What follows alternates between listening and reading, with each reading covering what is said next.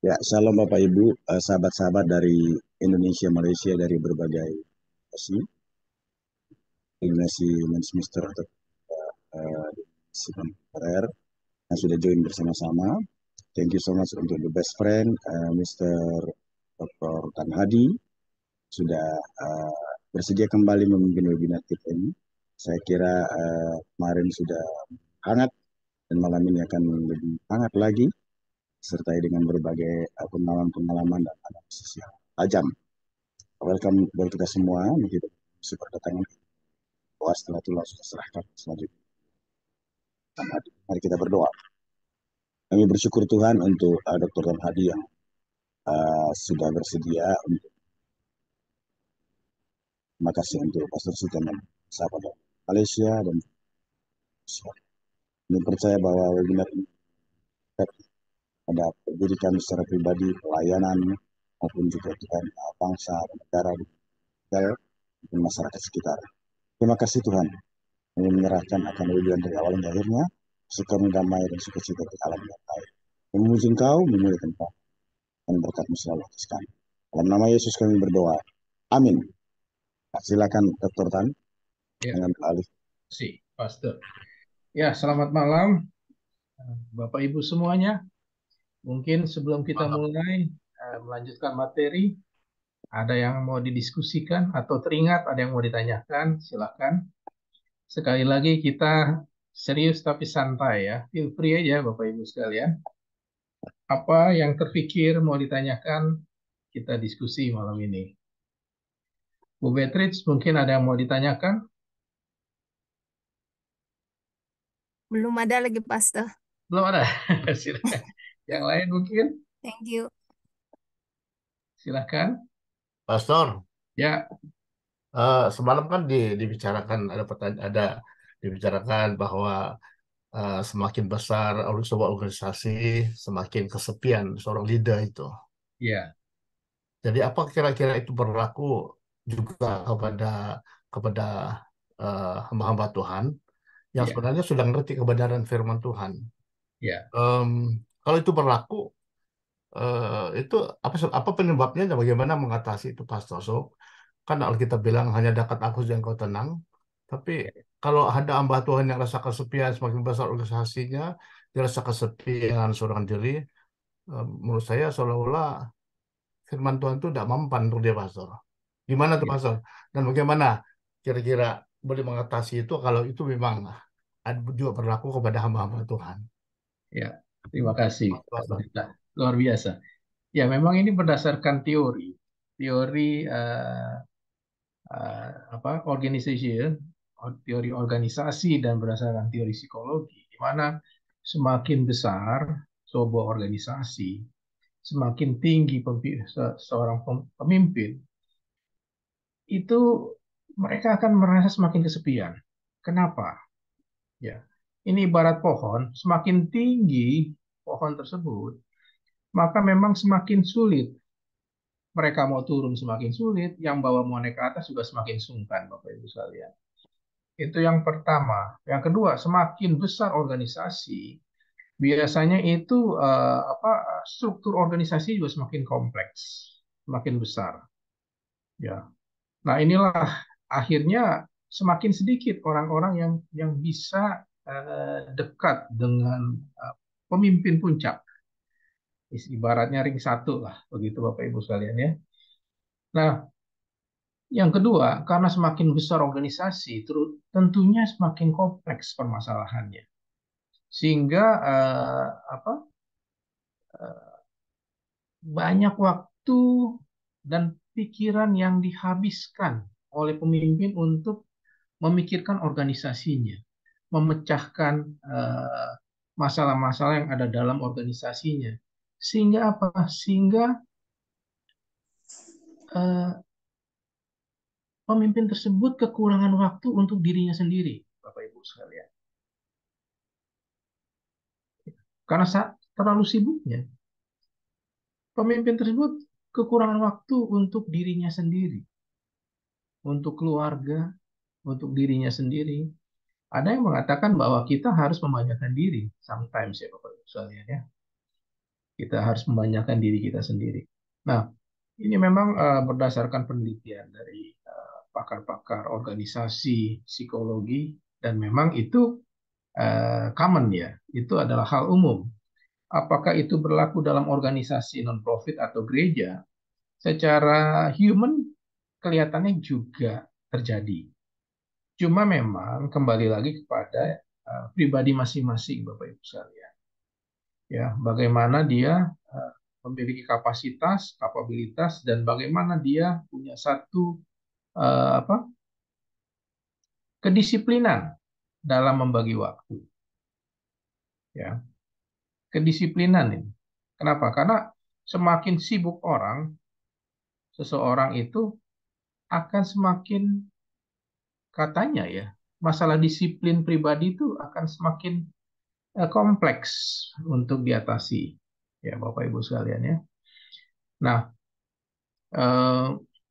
kembali lagi atas pertanyaan Pak Pendeta, apakah ini juga berlaku bagi pendeta-pendeta atau gembala-gembala yang memiliki mega church gitu ya, dengan banyak sekali jemaat? Saya pikir kalau human-nya pasti, cuma bagaimana pribadinya bisa memanage tersebut. Ya, bagaimana pribadinya bisa memanage hal tersebut. Paling sederhana aja, kita bisa melihat Bapak Ibu sekalian ya, mungkin Bapak Ibu sekalian punya pengalaman ya, begitu karir kita naik semakin tinggi, semakin tinggi, semakin tinggi, seringkali waktu kita untuk keluarga semakin berkurang ya. Kita semakin sibuk Bapak Ibu sekalian. Padahal keluarga itu adalah salah satu komunitas yang bisa membuat kita mendapatkan hal-hal positif. Kita ketemu istri, ketemu anak, itu biasanya kan bisa bahagia dan lain sebagainya. Dan yang kedua, yang the most important adalah banyak juga orang-orang yang karena sibuknya kehilangan waktu pribadi untuk Tuhan. Semakin berkurang waktu pribadinya dengan Tuhan. Nah, ini berbahaya Bapak Ibu sekalian. Ya mungkin dulu belum berapa sibuk, dia bisa meluangkan waktu sehari 2-3 jam, pagi 2 jam, malam 1 jam. Tapi karena kesibukannya itu berkurang. Nah, ini ya, secara pribadi orangnya mengerti, memahami. Tapi karena terhimpit oleh kesibukan, mereka tidak bisa dengan tegas mendisiplinkan waktu mereka. Untuk apa? Untuk meluangkan waktu bersama Tuhan. Jadi dilema ya Bapak Ibu ya. Di satu sisi kita pengen ya menjadi besar ya. Kita kepingin menjadi pemimpin, dipakai dengan dahsyat, punya organisasi yang besar dan luar biasa. Tapi memang di satu sisi yang lain, ya tantangannya besar. Tantangannya besar. Ya, gitu jawabannya Pak Pendeta. Oh iya Pak, ya Pastor. Jadi maksudnya statement ini tetap dipertahankan, em, mungkin apakah 90% ataupun 100% kira-kira. Ya, jadi secara teorinya seperti itu, secara penelitiannya seperti itu, tapi memang tetap ada fenomena ya. Karena setiap pribadi itu punya kemampuan berbeda, punya kapasitas berbeda. Ya, yang jelas secara teoritikal semakin tinggi seseorang, semakin besar organisasi yang dipimpin, dia itu semakin loneliness, yes. Tapi kembali lagi, manakala pribadi orang itu mampu mendisiplinkan waktu-waktu yang harus dipakai untuk memanjakan dirinya, untuk berhubungan dengan Tuhan, untuk berhubungan dengan keluarga, ya dia bisa mengatasi kesepian tersebut. Dan memang kalau kita lihat di Alkitab, banyak nabi-nabi juga yang sangat berdisiplin. Mungkin Bapak Ibu masih ingat salah satunya siapa? Yang tidak pernah lupa akan waktu berdoa dengan Tuhan. Ingat siapa Bapak Ibu? Daud, Daud. Siapa lagi? Daniel. Daniel. Ya. Nah ini contoh Bapak Ibu. Ya, Daud, Daniel, mereka diangkat dengan jabatan tinggi, dengan kesibukan yang tinggi, tapi mereka komitmen. Ya, this is the most important. Aku tidak bisa compromise dengan hal ini. Waktunya aku berhadapan dengan Tuhan, harus aku lakukan. Jadi kembali lagi ke pribadi masing-masing. Menurut ilmunya, menurut penelitiannya, common-nya seperti itu. Tapi kembali lagi ke individual masing-masing, Bapak Ibu sekalian. Ya, jadi itu ada tantangan di sana. Terima kasih, Pak Pendeta. Luar biasa pertanyaannya. Terima kasih, Pastor. Silakan yang lain, kalau ada yang mau ditanyakan dari materi kita kemarin malam. Mungkin yang teringat atau sempat, oh ini harusnya terlewatkan. Silakan.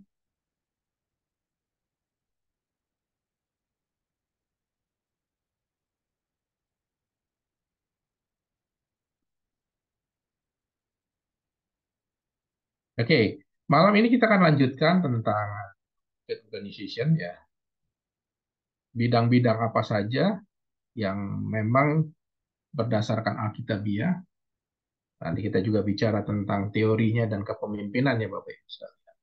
Nah, sebelum kita masuk sana, mungkin saya coba mau bertanya, apakah ya saya yakin yang hadir pada malam hari ini adalah pemimpin dan soon or later akan menjadi pemimpin ya Bapak Ibu sekalian ya. Nah, mungkin dari Bapak Ibu sudah terpikir, sudah ada ide kira-kira aku ingin mengembangkan organisasi non-profit seperti apa. Ya, jadi silakan dimatangkan dan bertindak Bapak Ibu. Jadi memang saya ambil contoh beberapa semester yang lalu saya mengajar di pendidikan agama dan beberapa mahasiswa itu juga gembala, ada yang dari berbagai daerah. Pada saat kita bicara tentang pendidikan, di mana kemarin kita sudah bahas juga ya Bapak Ibu. Masih ingat number one apa? Kita harus mengajarkan apa? Takut akan Tuhan ya Bapak Ibu sekalian ya. Takut akan Tuhan. Nah, mereka melihat jemaat-jemaat mereka, anak-anak jemaat mereka. Terus mereka juga melihat bagaimana sekolah-sekolah yang ada di sekitar mereka. Akhirnya mereka tergerak. Mereka mulai punya rencana membuat sekolah PAUD Bapak Ibu sekalian. Kenapa demikian? Karena takut akan Tuhan itu the best-nya dilakukan sejak usia dini. Nah ini akhirnya banyak mereka yang tergerak dan mulai bertindak, mereka buka PAUD di gereja. Untuk apa? Untuk mendidik anak-anak jemaat mereka sejak usia dini. Bagaimana diajarkan untuk takut akan Tuhan. Bagaimana diajarkan untuk apa kemarin? Selain takut akan Tuhan, Bapak Ibu. Pertama, takut akan Tuhan. Kedua, masih ingat Karakter Kristus. apa, Ibu? Karakter Kristus. Karakter Kristus. Oke, ada lagi masih ingat kemarin? Takut akan Tuhan adalah permulaan.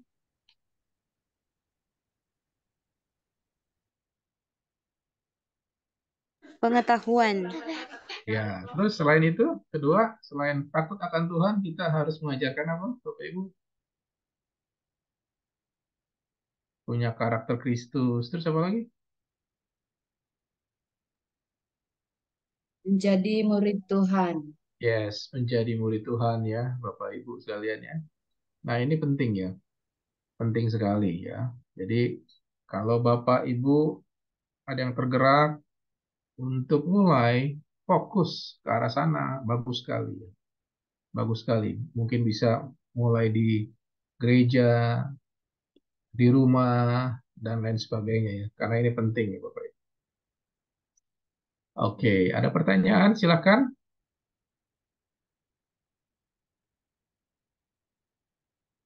Silakan Bapak Ibu.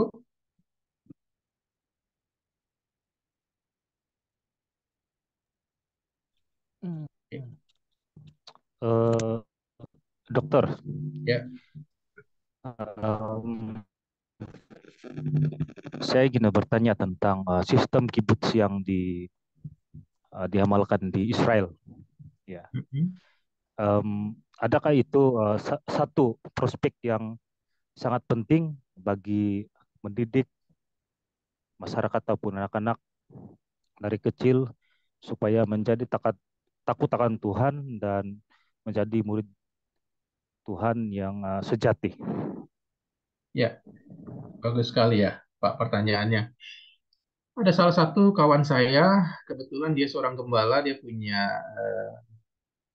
ini gereja di Bali dan dia juga apa, sangat concern terhadap pendidikan. Dia buka sekolah mulai dari PAUD, SD, SMP dan sampai sekarang dia buka STT di sana. Jadi apa yang diajarkan mulai dari sejak anak-anak itu setiap hari anak-anak harus hafal satu ayat satu pasal ya firman Tuhan. Dari kelas 1 sampai kelas 6 SD 6 tahun itu harus khatam. Selesai baca firman Tuhan, satu Bible. Dan ini hanya bisa dilakukan kalau memang sekolah itu di-manage secara khusus. Karena kalau berdasarkan peraturan Departemen Pendidikan, tidak ada hal seperti itu. Dan ini mencontoh dari mana? Dari Israel. Kalau di sana kan memang mereka harus ya hafal Taurat. Ya, itu basicnya. Jadi buat Bapak Ibu sekalian yang memang tergerak, bagus sekali ya, bisa mulai concern terhadap dunia pendidikan anak-anak kita. Ya, begitu jawabannya Pak Fali. Silakan yang lain kalau ada yang mau bertanya.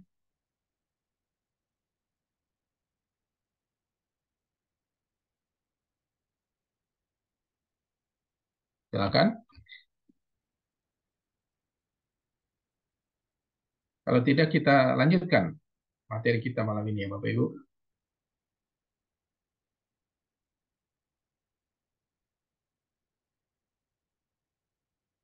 Oke, sudah muncul slide-nya? Sudah, Dokter. Ya, oke. Kita akan berbicara tentang aspek teologi dalam organisasi non-profit Kristen ya Bapak Ibu sekalian. Apa aja sih yang Alkitab arahkan di bidang apa? Ibu?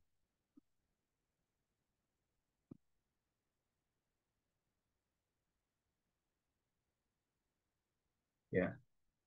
Jadi memang theological aspek dari organisasi nirlaba Kristen itu harus memiliki visi dan misi, visi, misi dan nilai kekristenan. Ya. Ini penting sekali ya. Jadi ini dasarnya. Organisasi nirlaba Kristen itu harus memiliki misi dan nilai-nilai kekristenan. Jadi mereka bertujuan untuk memajukan prinsip-prinsip dan nilai-nilai yang ditentukan dalam Alkitab. Basicnya adalah Alkitab. Ya, seperti apa kasih, kemurahan hati, respect atau rasa hormat, pengharapan dan perdamaian. Apapun bidangnya yang dilakukan dari organisasi non-profit, basicnya harus ini. Ya, Bible basic ya. Jadi pertama-tama itu adalah kasih. Semua aktivitas yang dilakukan itu harus berlandaskan kasih. kemurahan hati, respect, pengharapan, dan perdamaian. Ya. Dan yang terpenting adalah harus mengasihi Tuhan dan mengasihi sesama. Ini hukum yang terutama, Bapak Ibu sekalian. Ya. Jadi kalau ada yang bilang inilah rohnya, inilah spiritnya ya Bapak. Bagaimana setiap aktivitas dalam organisasi itu basicnya ini. Ya. Basicnya ini. Dan tidak bisa terlepas dari hukum yang terutama, yaitu mengasihi Tuhan dan mengasihi sesama. Oke, ada pertanyaan Bapak Ibu, silakan. Atau ada yang kurang jelas untuk statement ini?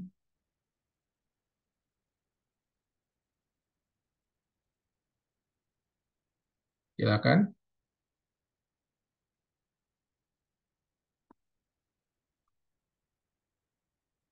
Kalau tidak saya coba bertanya ya.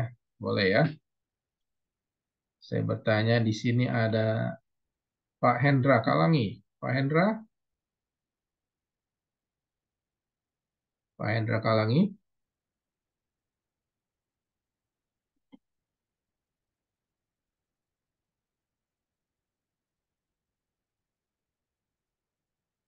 Atau Pak Darius? Pak Darius?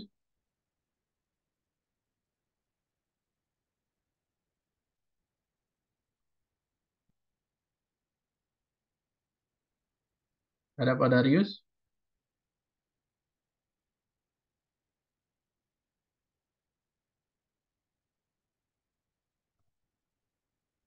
Atau Pak Rangai? Pak Rangai baru? Ya, ya Pastor. Oh, sorry, Ibu ya? Ibu Rangai ya? Ibu. Ya. Ibu Rangai sekarang terlibat dalam kegiatan apa?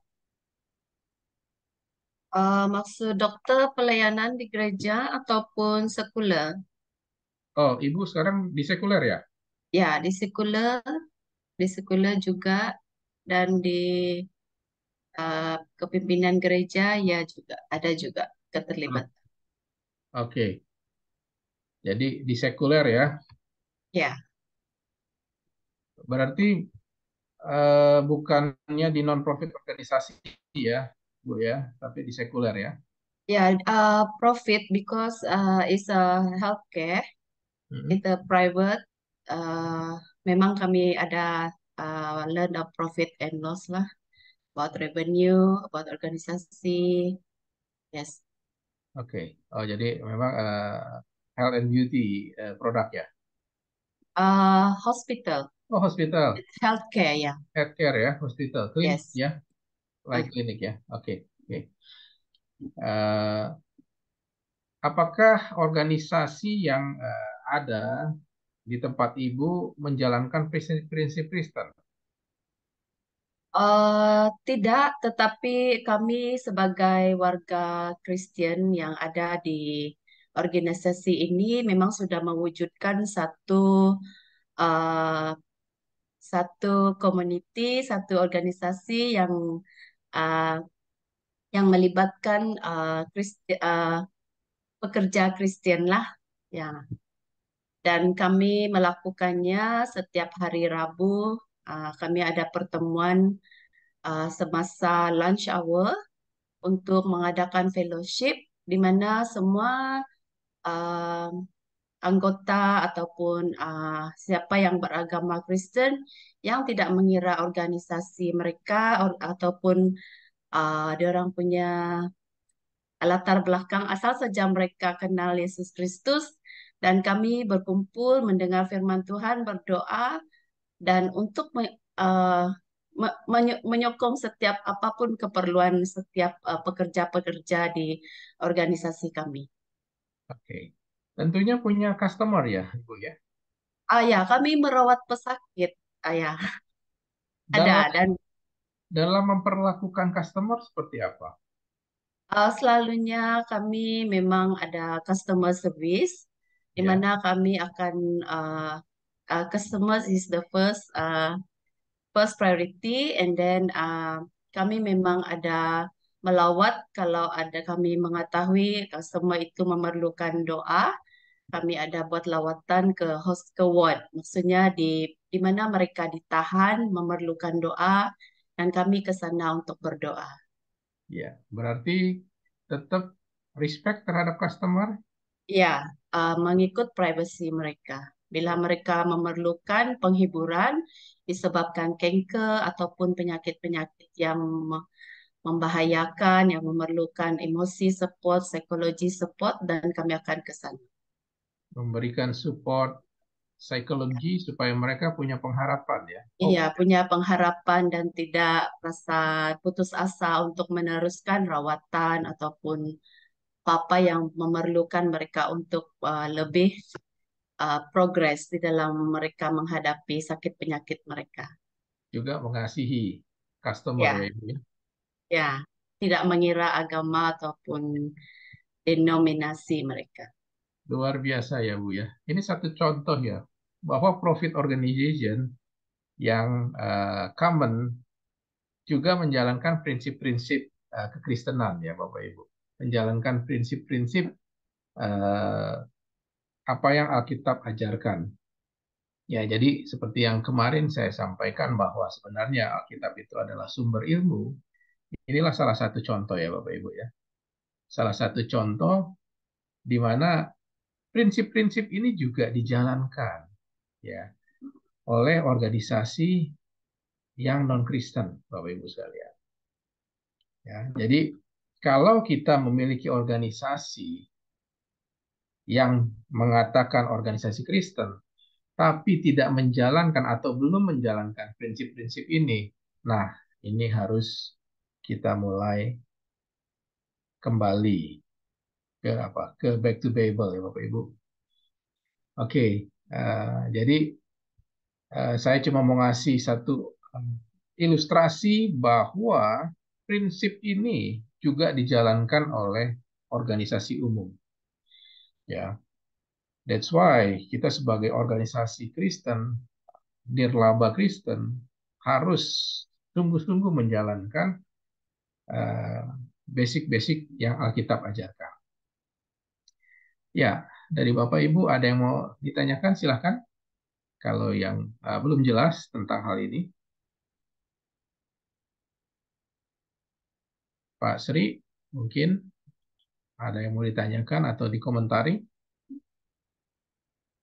Cukup, Pak. Belum ya? Oke. Hmm. Nah, kita akan lanjut.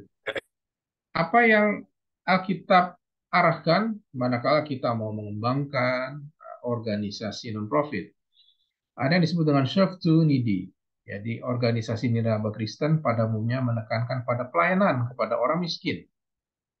Ya, terpinggirkan dan mereka membutuhkan, yang membutuhkan ya. Ya, jadi manakala kita ingin mengembangkan satu non-profit organisasi, kita juga bisa mengarahkan aktivitas untuk apa? Menyasar pada pelayanan orang-orang miskin ya Bapak Ibu sekalian. Ya. Seperti apa? Menjalankan tempat penampungan. Bikin tempat penampungan, rumah singgah, bank makanan, klinik medis, ya, program-program lain yang memenuhi kebutuhan fisik dan spiritual individu dan komunitas. Ya, jadi ini salah satu bidang yang Alkitab arahkan, ya, menyasar kepada orang-orang miskin. Silakan kalau ada yang mau ditanya tentang hal ini, kalau yang belum jelas, silakan. Atau ada yang tertarik untuk membuka program Serve to the Needy ini, kita bisa diskusi. Silakan Bapak Ibu. Saya ada pertanyaan, Pastor. Silakan Bu. Saya agak tertarik dengan apa yang Pastor sampaikan. Saya sebenarnya terbeban dalam pelayanan daripada golongan gelandangan nih, Pastor. Tapi saya belum memulai. Bagaimana caranya memulai, Pastor? Thank you, Ya. itu saja. Oke, saya bisa sharing dari kawan-kawan. Ada satu kawan saya, seorang ibu ya, Bu Beatrice, seorang ibu. Dia punya hati yang mengasihi luar biasa. Jadi setiap hari itu dia, kalau di Indonesia itu ada ini pemulung. Ibu tahu pemulung yang tukang pungut sampah-sampah itu, pemulung ya. Ya, Jadi tahu kalau Pastor. pemulung, orang yang suka ambil plastik di tempat sampah, ambil barang-barang gitu ya di tempat sampah, Bu Beatrice. Eh, itu setiap hari ada pemulung lewat di depan rumahnya, dia panggil, dia kasih makan, dia beri makan. Dia beri makanan nasi bungkus. Awalnya cuma satu orang, lama-lama pemulung ini ngajak temannya, dua orang, setiap hari dia sediakan makanan, nasi bungkus ya, nasi kotak. Sampai akhirnya ada beberapa orang pemulung setiap hari datang ke rumah ibu ini. Dia sudah tidak lagi kasih nasi kotak, tapi dia ajak masuk ke rumahnya makan di dalam rumah. Dia makan di dalam rumah. Dan itu terus berkembang, akhirnya menjadi satu komunitas dan dia bikin mulai dari persekutuan sampai sekarang terbentuk gereja. Mungkin kalau Pak Sriono orang Bogor, tahu Citayam ya Pak ya? Iya tahu, Pastor. Nah, Citayam Depok Pak. Ini tempatnya di Citayam Oh, dan di tengah-tengah lingkungan hijau, lingkungan Kampung Betawi, dia bikin gereja di sana. luar biasa. Siapa jemaatnya? Jemaatnya adalah pemulung, pencopet, sampai orang yang pernah kena narkoba, penjahat, dan lain sebagainya. Sekarang jemaatnya ada 75 orang. Dari mana? Dari seorang ibu yang memiliki hati yang mengasihi. Dan itu luar biasa. Nah, bisa dimulai seperti itu, Ibu. Kalau Ibu Beatrice tergerak, mungkin bisa kumpulkan itu orang yang homeless ya, gelandangan. Kita bisa kasih makan ke mereka, ajak mereka bersekutu, dan lain sebagainya. Atau juga bisa kumpulkan anak-anak yang homeless, dikumpulkan, ya seperti itu, Bu Beatrice. Oke, Pastor, thank you. Ya, terima kasih. Ada lagi? Silahkan. Yang mungkin tergerak atau mungkin ingin tahu lebih jauh bagaimana memulainya ini. Kalau saya tergerak.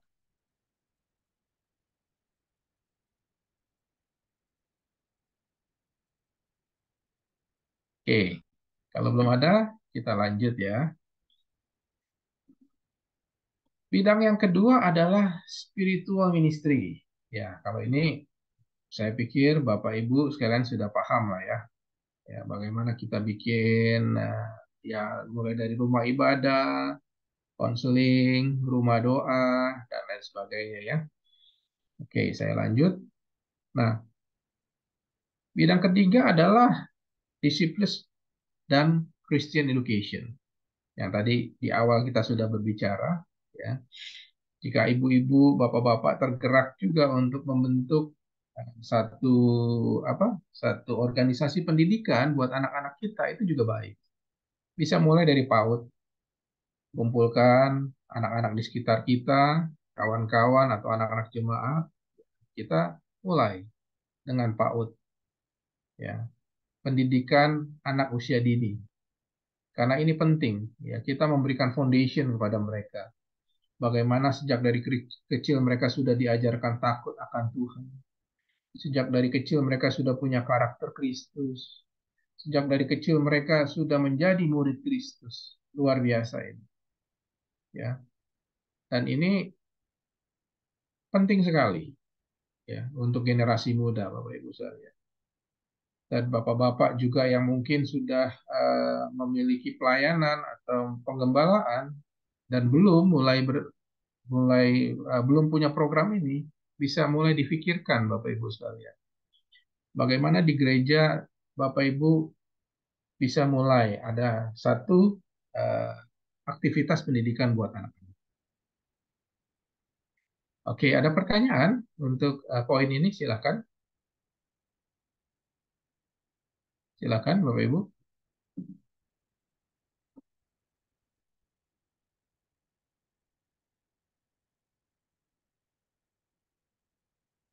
Silakan.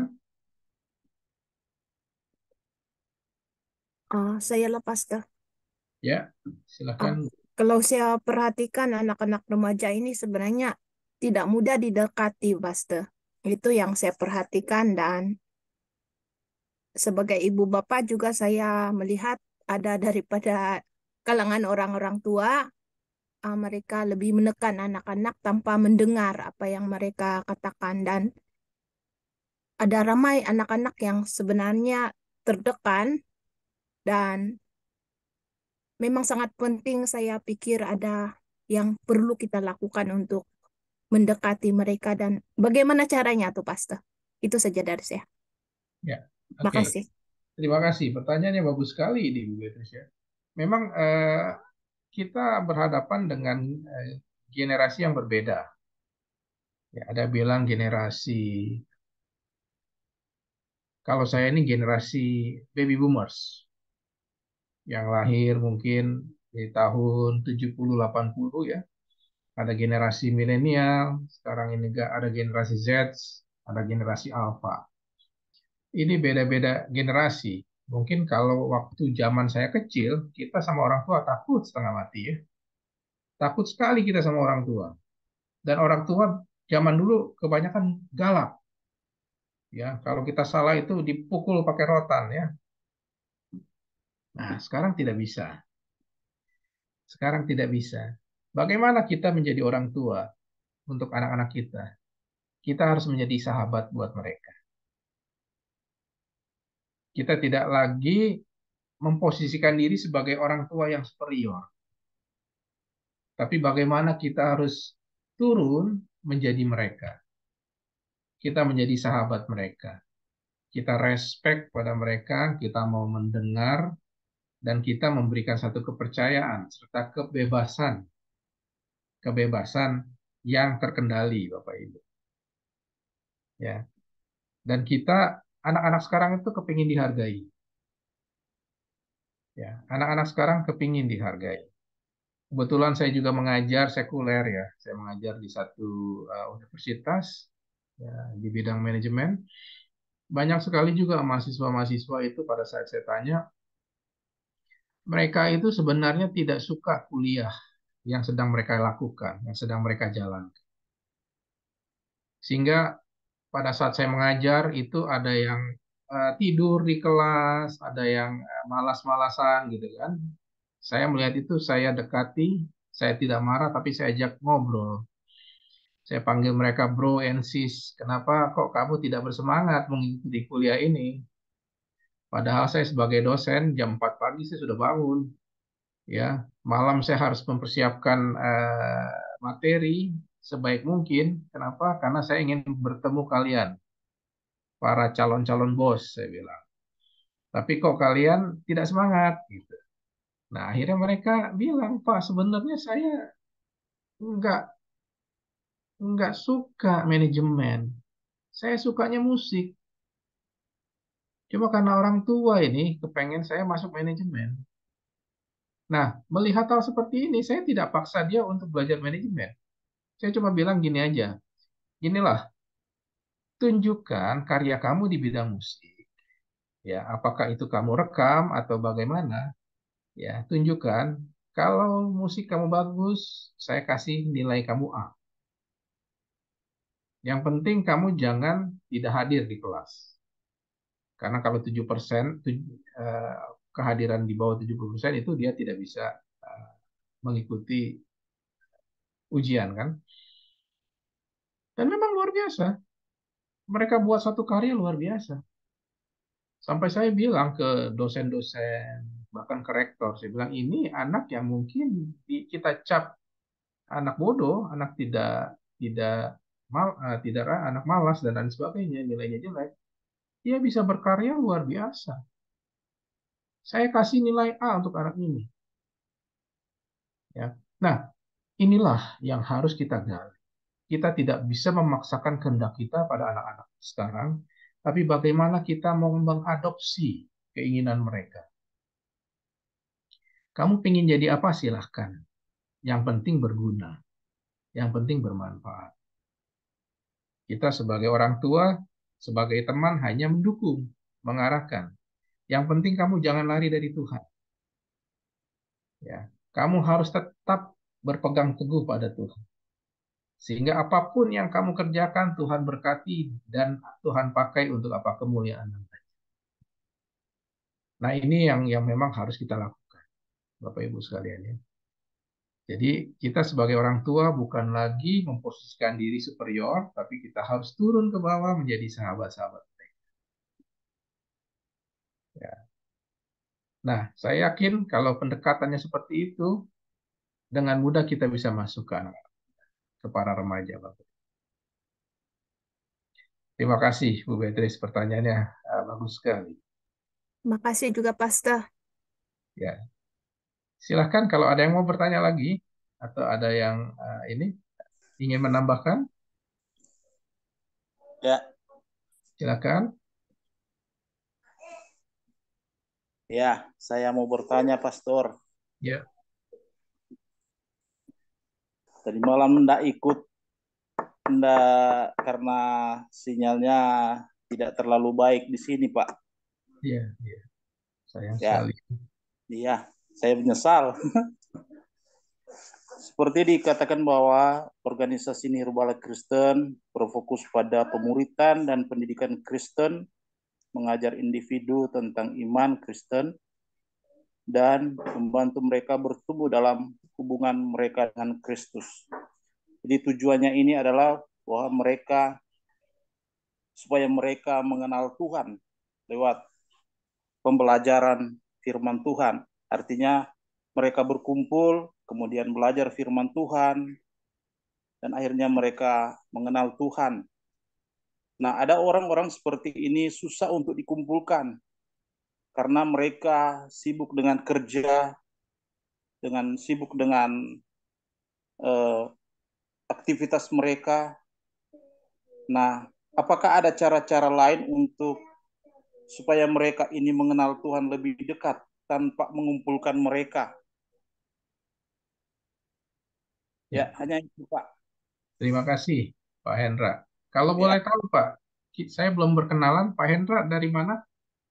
dari Manado. Oh, dari Manado ya. Oh, luar biasa. Baik, Pak. Jadi memang sekali lagi kita harus belajar dari Tuhan Yesus, Bapak Ibu sekalian. Kemarin kita sempat diskusi, kenapa Tuhan Yesus itu Sang Raja, Maha Agung harus turun ke bumi. Harus turun menjadi manusia yang hina, bahkan lahir di kandang domba. Ya. Supaya apa? Supaya dia bisa merasakan menjadi manusia. Nah, pada saat kita bertemu komunitas yang sibuk, kita juga harus bisa beradaptasi. Kita harus mengerti kehidupan mereka. Ya, eh,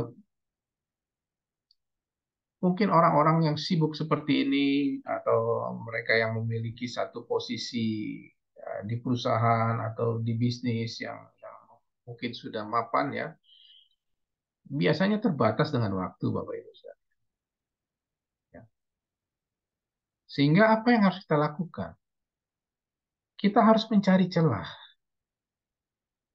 Celah di mana? Satu, kebutuhan materi mereka apa? Nangkep yang saya maksud, Bapak Ibu?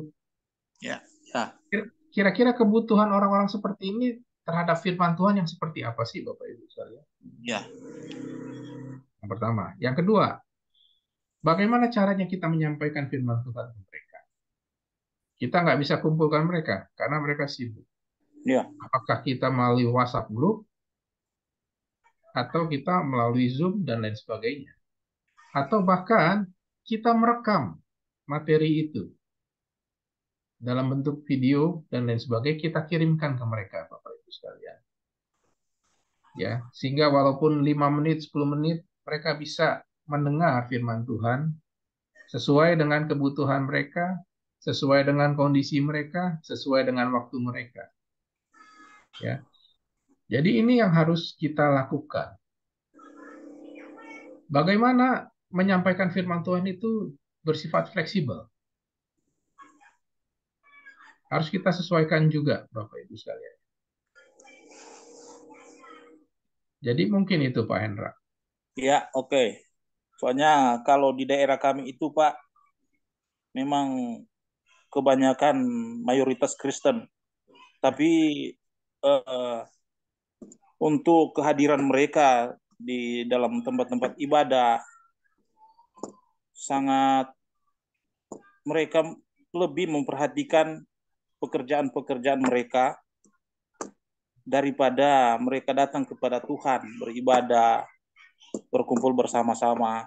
Itu Pak, yang masih sulit sekali untuk gimana caranya untuk supaya kita bisa dekati mereka. Bahkan ketika mereka melihat hamba Tuhan itu pergi ke rumah, mereka hanya menghindar. Mungkin mereka malu atau gimana ya. Itu Pak. Jadi memang coba Pak Hendra sekali-sekali buat satu penelitian Pak. Bisa kumpulkan mereka pada saat makan siang, ajak ngobrol gitu Pak.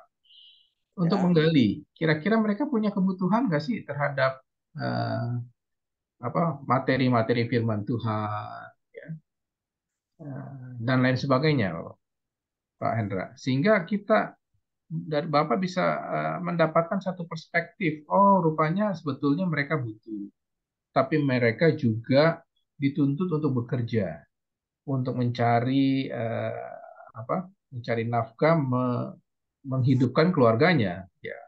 Dan Ya. ini adalah the first priority buat mereka gitu, Pak Hendra. Ya. Nah, kemarin kita bicara tentang teori kebutuhan Abraham Maslow, teori motivasi, ya.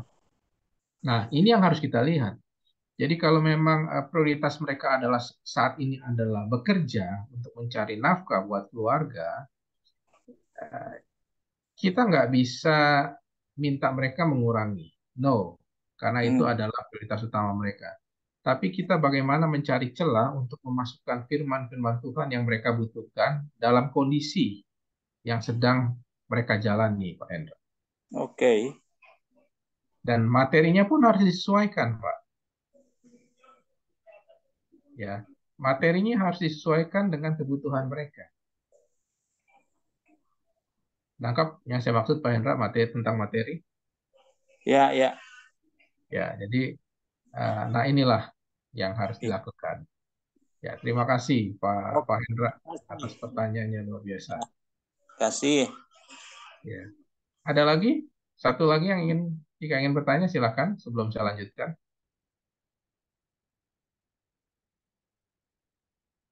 Silakan. Kalau nggak kita lanjut dulu ya. Oke.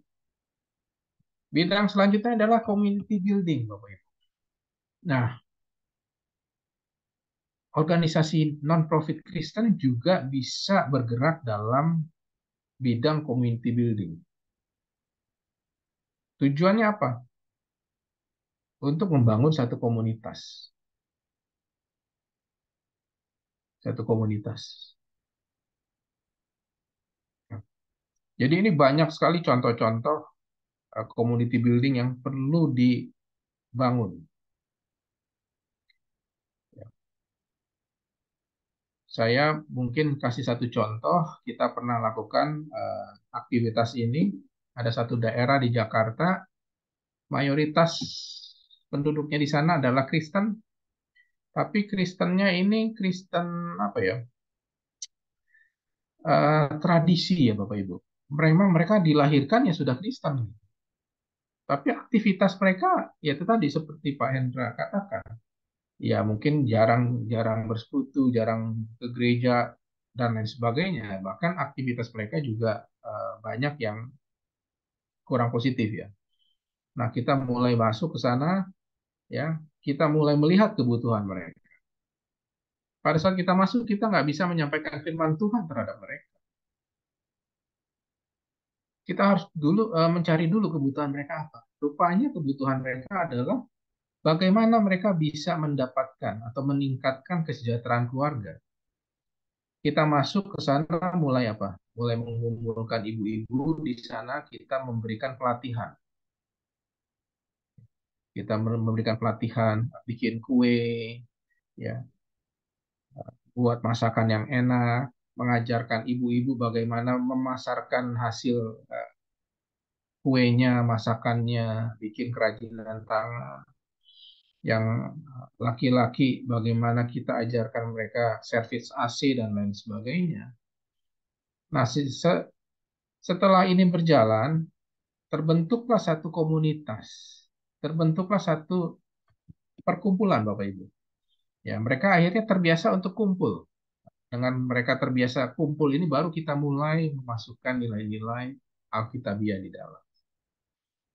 Ya, kita mulai masukin tentang parenting, bagaimana mendidik anak, ya, bagaimana membangun keluarga sesuai dengan firman Tuhan dan lain sebagainya, Bapak.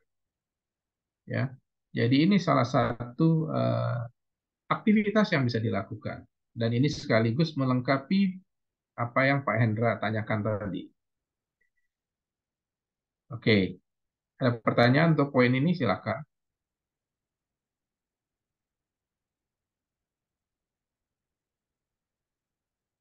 Silakan Bapak Ibu. Em,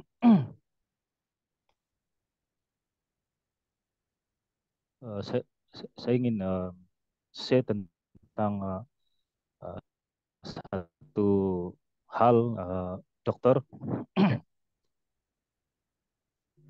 Iya, di dalam community tempat saya tinggal, di mana orang-orang Kristen di sini memulakan satu perkumpulan, yaitu menubuhkan satu akademi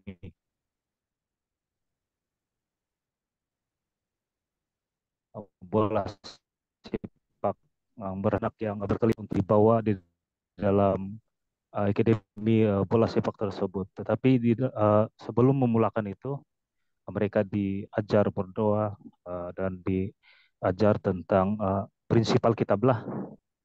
Dan pada masa yang sama, apabila ada keterlibatan anak-anak ini di sini, saya tidak langsung, ibu bapak pun terlibat untuk support lah dan berkumpul bersama-sama. Dan apabila hal ini dilakukan, ada satu kita dapat mendidik anak-anak ini untuk mengenal Tuhan dan mengasihi di antara sesama melalui sukan lah. Hanya itu, dokter. Ya, Pak Faili, bagus sekali ya. Ini salah satu cara juga ya. Bagaimana kita membentuk satu komunitas melalui hobi, Bapak Ibu sekalian. Khususnya untuk anak-anak muda. Ada yang hobi sepak bola, bagaimana mereka yang hobi sepak bola ini kita kumpulkan. Kita bina dari hobi mereka, dari sana kita mulai masukkan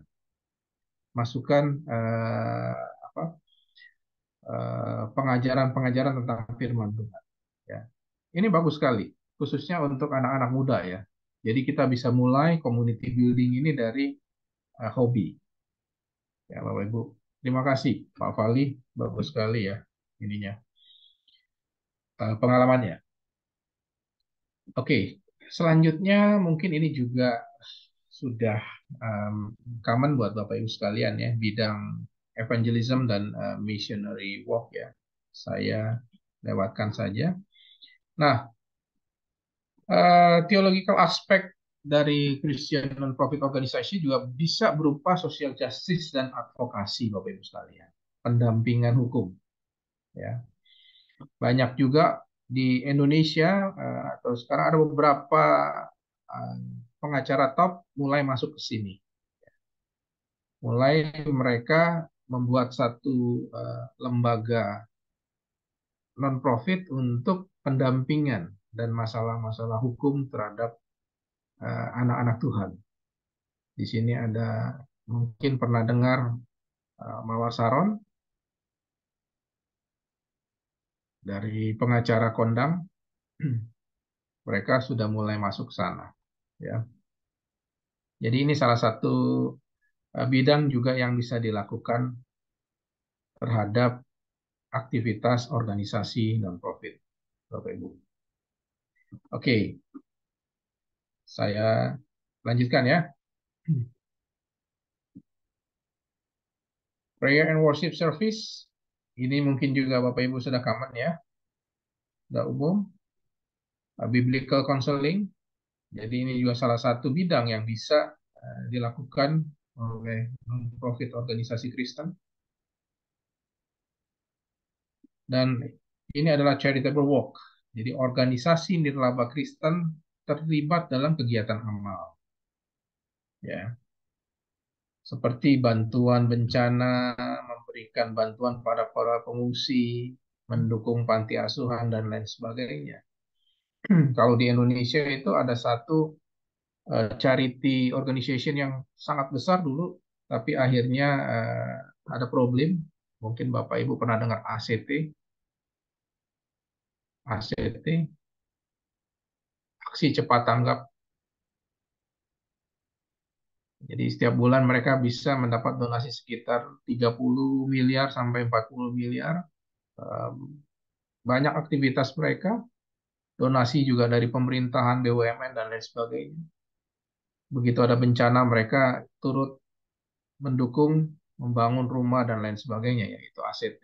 Nah, ini juga bisa dipakai manakala kita ingin membangun non-profit organisasi Kristen, diarahkan ke aktivitas ini. Oke, ada pertanyaan Bapak Ibu sampai di sini? Silahkan.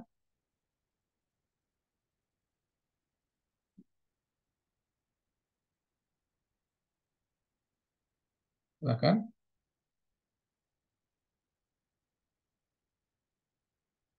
Saya izin minum dulu ya Bapak Ibu.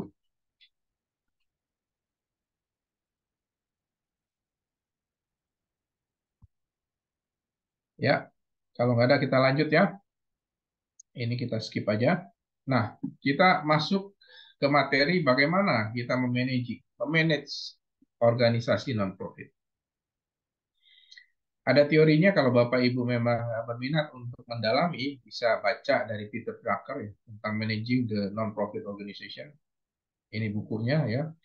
Tapi kita akan combine di sini bagaimana juga kita melihat bahwa apapun yang akan dilakukan itu harus berdasarkan Alkitabiah. Jadi bagaimana kita memanage organisasi non-profit. Kita mulai. Satu, sebelum ke sana kita harus melihat teori-teori apa aja yang perlu kita pahami sebelum kita masuk ke dalam manajemen organisasi non-profit. Ya, ada beberapa teori yang berkaitan dengan poin ini. Ya. Jadi memang di sini mengelola organisasi nirlaba dikatakan membutuhkan seperangkat keterampilan dan pengetahuan yang unik. Ya. Dan teori yang pertama yang harus kita pahami adalah tentang teori organisasi. Jadi sekali lagi, organisasi non-profit adalah sebuah organisasi. Ya. Kemarin kita sempat bicara juga tentang apakah gereja itu organisasi atau bukan. Ya, bisa ya, bisa enggak, kita tidak perdebatkan di sini. Tapi kita sudah sepakati bahwa organisasi itu adalah kumpulan beberapa orang yang melakukan aktivitas untuk mencapai tujuan bersama. Ya, Pak. Nah, ini adalah teori organisasi. Kalau Ibu berminat untuk mendalaminya bisa baca Organizational Behavior Book dari Colquitt, ini bagus sekali. Ya, bisa memperdalam tentang teori organisasi ya. Jadi teori ini mengeksplorasi bagaimana organisasi berfungsi dan bagaimana organisasi dapat dikelola secara efektif. Jadi memang perlu tata kelola yang baik, good governance. Ya, baik organisasi profit maupun non-profit perlu tata kelola, Bapak Ibu. Perlu ditata kelola. Ya. Teori ini mencakup topik-topik seperti masalah struktur organisasi, ya, bagaimana kita membuat struktur organisasi yang baik untuk organisasi kita saat ini. bicara tentang budaya organisasi, yang di dalamnya ada value dan lain sebagainya. Bicara perilaku, ya, perilaku organisasi, perilaku individu yang ada di dalam. Nah, kita coba adopt teori ini, kita masukkan. Bagaimana teori ini bisa kita pakai untuk menjalankan non-profit organisasi. Apa kaitannya? Ya, dari teori ini ada beberapa poin yang bisa kita highlight. Satu, dari teori ini kita akan mendapatkan satu pengetahuan bagaimana membangun hubungan yang erat dengan Kristus dan memusatkan hidup padanya. Jadi back to Bible. Kita coba ambil intisari ya dari teori ini dan kita highlight satu poin utama adalah tetap manakala kita menjalankan organisasi non-profit Kristen, sumbernya adalah Kristus. Sekali lagi Bapak Ibu, kita sepakati bahwa setiap organisasi itu ada pemimpinnya ya Bapak Ibu ya. Oke. Dan organisasi Kristen siapa pemimpinnya? Pemimpin tertingginya adalah Kristus. Dialah yang menginspirasi seluruh aktivitas, seluruh kegiatan, visi misi kita. Ya. Jadi bagaimana dari teori organisasi ini kita highlight, kita ambil cara-cara membangun hubungan yang erat dengan Kristus dan memusatkan hidup padanya. Jadi setiap hidup seluruh anggota organisasi harus berpusat pada Kristus. Nangkep Bapak Ibu? Kalau tidak jelas silakan ditanyakan ya Bapak Ibu. Ya. Kemarin kita sudah belajar tentang apa? Karakter Kristus ya Bapak Ibu ya. Karakter Kristus. Kristus adalah sentralnya. Bagaimana kita semua memiliki karakter Kristus. Ya, begitu juga dengan organisasi. Yang kedua, menunjukkan kasih kepada sesama dan kepada Tuhan.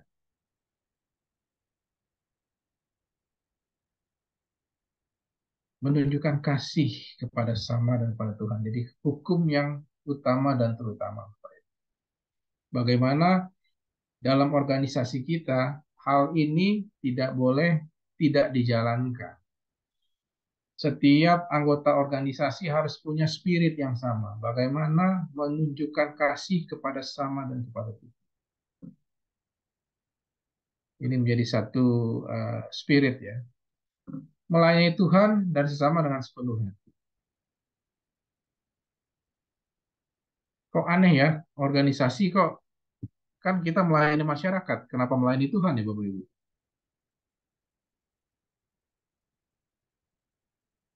Ada firman Tuhan yang mengatakan dalam bekerja. Bapak Ibu masih ingat nggak? Bekerja itu apa Bapak Ibu? Lakukanlah segala sesuatu seperti untuk Tuhan, bukan seperti untuk manusia. Ya, benar sekali Pak Sriono. Bekerja, lakukanlah segala sesuatu untuk Tuhan. Dan di setiap agama mengatakan bekerja itu bersama dengan ibadah ya Bapak Ibu. Ibadah. Ya, bekerja itu sama dengan ibadah. Jadi apa yang kita lakukan pada saat ibadah itu adalah untuk kemuliaan. Ya, jadi ini yang juga harus kita lihat. Dari teori ini kita adopsi ya bahwa ternyata poinnya juga sama dengan apa yang Alkitab katakan. Selanjutnya adalah mengutamakan kepentingan orang lain dengan hidup yang rendah hati. Mengutamakan kepentingan orang lain dan hidup dengan rendah hati, Bapak Ibu. Ya, dari teori organisasi ini poinnya yang kita ambil adalah oh ternyata ini loh sama dengan Alkitab. Mengutamakan kepentingan orang lain. Hidup dengan rendah hati. Oke. Poin selanjutnya peduli terhadap kebutuhan sosial dan membantu orang yang membutuhkan. Ya. mengintegrasikan strategi ke dalam nilai yang telah menjadi karakteristik organisasi, pimpinan, dan staf. Ya, ini bicara value. Mengendalikan aktivitas, membangun budaya organisasi yang sesuai dengan nilai-nilai kekristenan. Membangun budaya organisasi yang sesuai dengan nilai-nilai kekristenan. Mengendalikan aktivitas organisasi dengan sistem pengendalian manajemen. Ya. Jadi kembali lagi, manajemen itu diperlukan dalam mengelola organisasi non-profit. Selanjutnya kita harus merencanakan sumber daya manusia dengan baik. Nanti juga ada dasar firman Tuhannya ini Bapak Ibu. Terus memiliki struktur organisasi yang jelas dengan tugas, tanggung jawab, pimpinan dan staf, serta fasilitas dan pendanaan yang memadai. Penting ya Bapak Ibu, kita membangun sebuah struktur organisasi. Kenapa? Karena jadi jelas tugas dan tanggung jawabnya. Ya. Dengan adanya struktur organisasi, kita baru bisa menilai performance setiap orang-orang yang terlibat di dalamnya. Ya, dalam ilmu manajemen sumber daya manusia, dasar penilaian kinerja itu adalah adanya struktur organisasi. Dengan adanya struktur organisasi, perusahaan atau organisasi baru bisa menyusun tugas dan tanggung jawab setiap bagian. Dengan adanya tugas dan tanggung jawab, maka bisa dilakukan performance appraisal kepada setiap